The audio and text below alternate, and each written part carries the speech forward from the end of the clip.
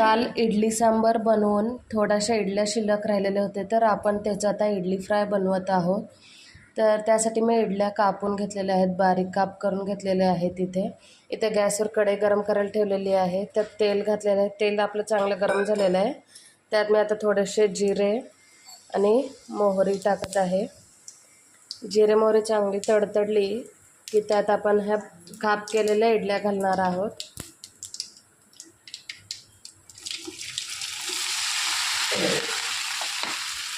आता ह्या इडल्या घातलेल्या आहेत आपण.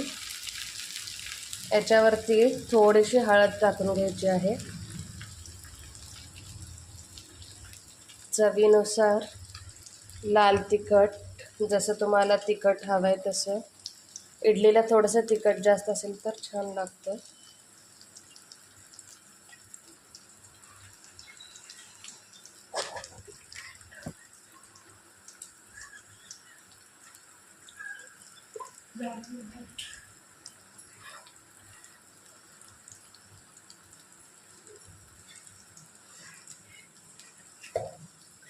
थोडंसं मीठ घालून घेऊयात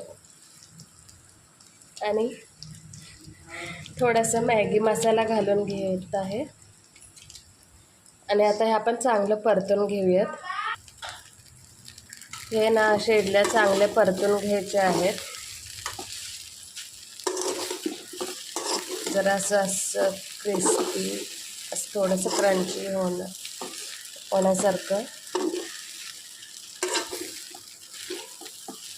गरम गरम इडल्यांचं करायचं नाही, नाहीतर त्याचा चुरा होतो.